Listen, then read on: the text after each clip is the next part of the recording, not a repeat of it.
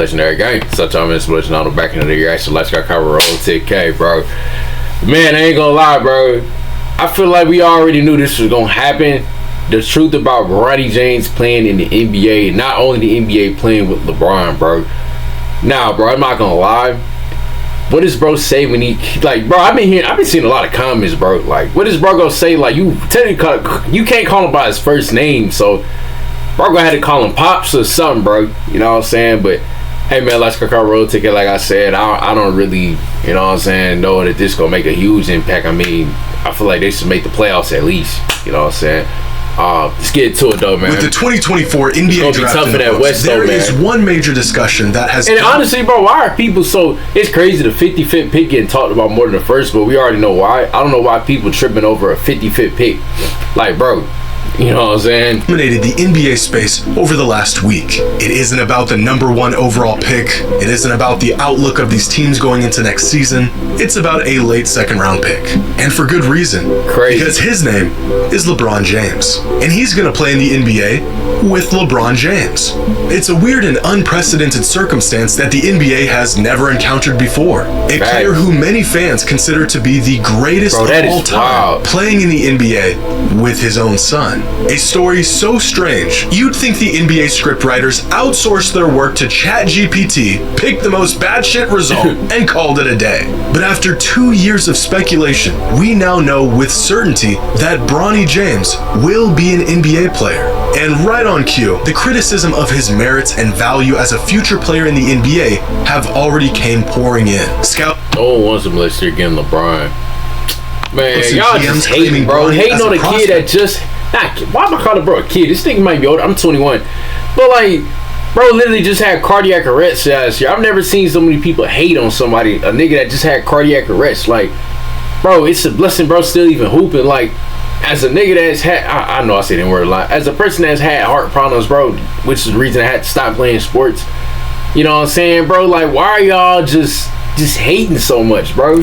Isn't even worth using a late second-round pick on, and that the real value lies in his last name and the leverage it comes with. But how valuable is a second? So is it gonna be James Jr.? Really?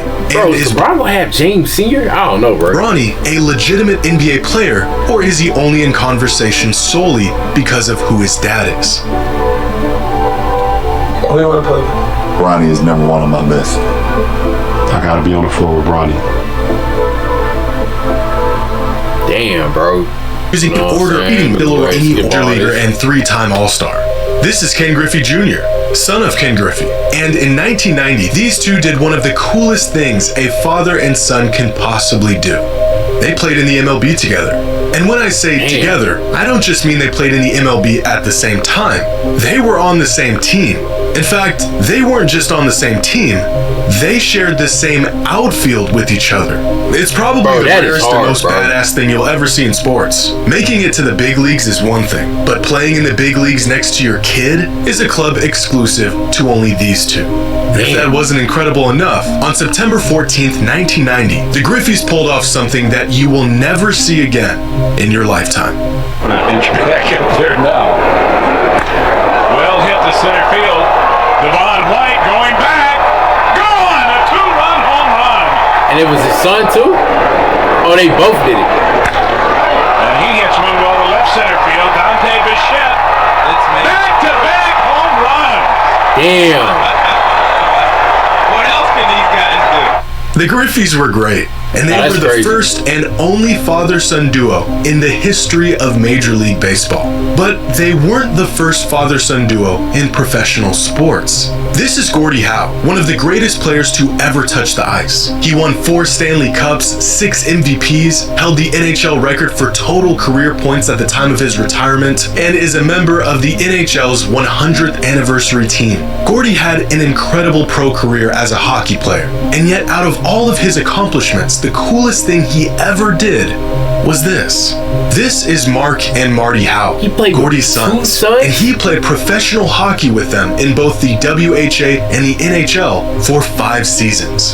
Damn. Now, if you're thinking, that guy looks a little old to be playing professional sports, you're right. Gordy began his career in the NHL in 1946 when he was just 18 years old. By the time he retired for good, he was 51.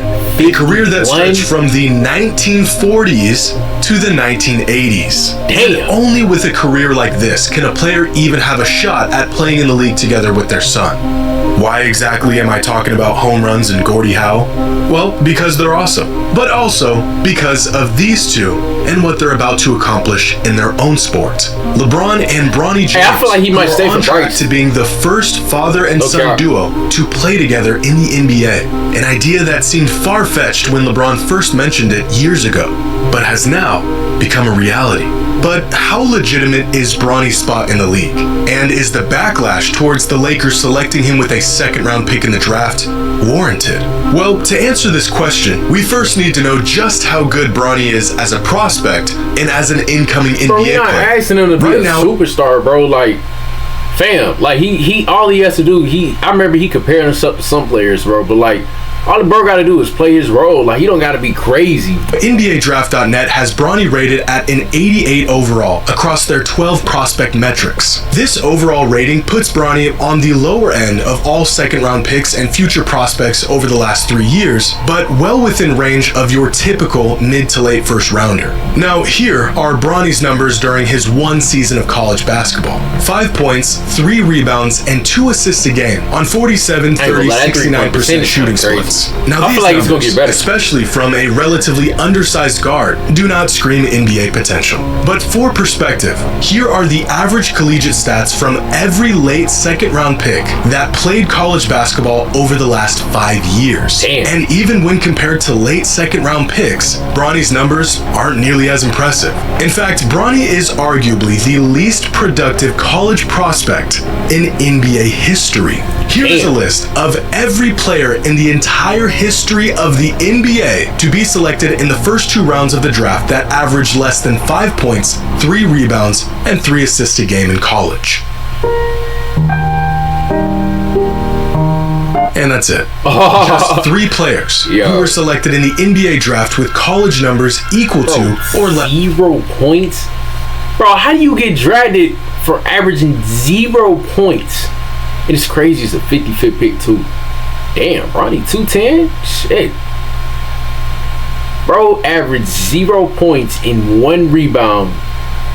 How the heck you even get drafted off of size? Like, less than Bronny's college numbers. Pair that with the fact that these prospects had at least the benefit of having NBA frames and physical tools to be potentially built off of, and the case for Bronny warranting a pick in the NBA draft becomes more and more difficult to make.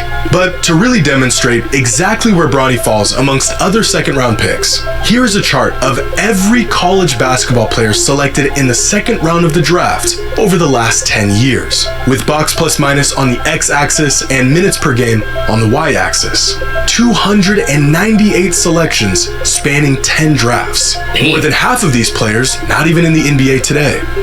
Where's Bronny? He's right here. Most late draft picks, even the guys who go on to not even make a roster in the league, were first or maybe second options in their college program. Bronny, on the other hand, was an undersized rotational player on a sub-500 team. It doesn't take an NBA scout to know that Bronny James's collegiate career wasn't that of your typical second-round draft pick. But how good is the typical second-round pick? With the rise of second-round sleepers in recent history, most notably players like Nikola Jokic, Jalen Brunson, Herb Jones, and Jordan Clarkson, the potential value of a second-round pick in the NBA draft is about as high as it's ever been. With the help of advanced metrics, the curtain has been pulled back on the value even a solid role player can provide to a winning team. Prospect scouting has gotten more comprehensive than ever before, and these second-round picks have held considerable weight within recent trades around the NBA. But how valuable does that truly make them? Gathered from 10 years worth of draft classes from 2013 to 2022, data shows that, on average, out of the 30 players drafted in the second round, about 6 of them won't even suit up in the NBA. That's about 1 in every 5 players selected in the second round that will never see a minute of action in the league. Out of the 24 players who do make a roster in their rookie season, about 17 of them end up playing a second season in the NBA. Of those 17 players that are good enough to stick around for more than a few seasons, only about 8 of them will go on to be a role player or rotational level player. Go one step further, and on average, only 4 of these second round picks will become a starting caliber. I feel like he'd be a solid role player. Like, if he develops on the Brown, I feel like, man, you just gotta let his player play out in their career. That's about 1 in every 8 players selected in the second round. And finally, of the 298 players selected in the second round of the draft from 2013 to 2022, only 2 of them became All-Stars. Nikola Jokic and Jalen Brunson. If we think about the last 10... We're not asking to be an All-Star, bro. Like, just, I feel like he's gonna be a role player, bro. Like, a solid role player, bro. Like, no cap. Years of second round picks on a scale of box plus minus, with Nikola Jokic being on one end and the players who don't even make a roster on the other, then most players aren't in the middle. In fact, they're not even close. Most second round picks fall way down here, somewhere in between what Basketball Reference would classify as an end of the bench player and out of the league. When considering how to use a second round pick, the idea of drafting a guy who ends up being a real contributing player, a starter, or even a future MVP, the perceived opportunity cost can tend to outweigh the actual value of the pick. Drafting a player of this caliber in the second round is like finding a diamond in the rough, but giving away a pick or a potential player that ends up being of this caliber would be a mistake that no front office wants to live with. But that doesn't change the fact that the vast majority of the time, these second round picks in the NBA draft go on to be these end of the bench level players. Just out of curiosity, does anyone know who the last few 55th overall picks in the draft were and how their careers are turning out? Last year's 55th overall pick has played 1 game in the NBA. The one before that has played 23 games in 2 seasons. The 55th pick in 2021, Aaron Wiggins, is actually having himself a solid career so far, but the one before him is out of the league. The one before that one is also out of the league. He's also out of the league, out of the league, out of the league, was never in the league, out of the league, and out of the league. As a late second rounder, if Bronny can contribute on any level in the NBA, he has already exceeded his draft value. And that's really the proposition in all of this. It would be incredible if Bronny developed into a Davion Mitchell or Aaron Holiday caliber player. But the reality is, if Bronny can provide any net positive value to his team, then selecting him in the draft will have been a great pick. There has never been a player projected to go this late in the draft with any expectations on what they should or will do in the league. These late draft picks have historically been reserved for players who might have been overlooked, players who maybe underperformed their potential at the collegiate level, players who organizations are willing to roll the dice on because there's virtually no opportunity cost associated with late second round picks. It's all upside at this point in the draft. If they don't work out, well, that's typical.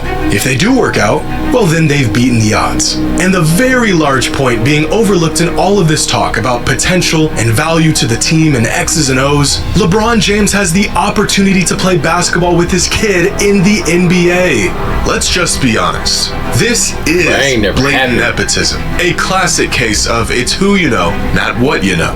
But nepotism has ran rampant in the NBA for decades, and no one cared. Countless players, coaches, executives, owners who got their shot with far less merit than Bronny has. But now here we are sitting around talking about the integrity of a man who's played 21 seasons in the league and his son because they made the most of an otherwise paltry 55th pick in the draft, and the nepotism leaned in their favor this time around. We can criticize this decision all we want, preach about how this move was a breach of ethics, a slap in the face of the game we love, but then we would all be hypocrites, because there isn't a man on earth who would pass up on the chance to play in the NBA with his son, even if it meant pulling a few strings to make it happen.